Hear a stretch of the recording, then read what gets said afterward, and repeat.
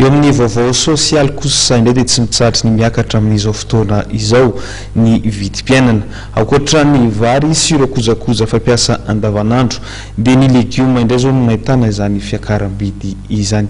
Lova Ramanatsoa sy Christian Rakotondramanga.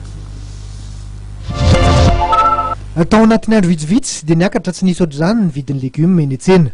Fantatra randritra ny dianay teny amin'ny tsenan'Amborona fa nitombo avy teleny be zao ny vidin'ny legioma sasatsasany raha tsy tanisy safatsy ny voatabia izay lasa efa ho 3 ariary raha toka 10 ariary zany vao herinandro monja zao. Ny anana kosa dia efa lasa ireny atao hoe produit jus de luxe ireny satria dia 4 arivo amin'izao fotoana zao raha toka 10 ariary teo aloha. Antony maro no nahatonga ny fiakarana. Tena miakatra daholo ny rehetrarehetra nga misy hoe kely za fa hatramin'ny kely ka hatramin'ny vaventy miakatra daholo.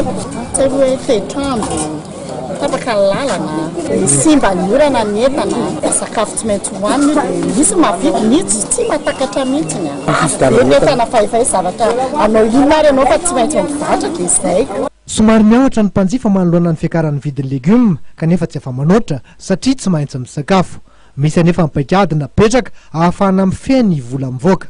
Miakatra be aloha le legioma ilay izy tsy maintsy fidirana alafa satria ilaina andavanandro dia miaina amin'ny zafa misy rehefa legioma rehetra mihitsiny dia miakatra be daholo. Raha ohatrana manokana aloha zao tsy dia manisy voatabia amin'ny laoka intsony, anana aloha tena tsy mihinana anana intsony. Velim-panantenana hatrany anefa ny mpanjifa izay tafaresaka taminay satria mety resaka vanim-potoana mandalo fotsiny.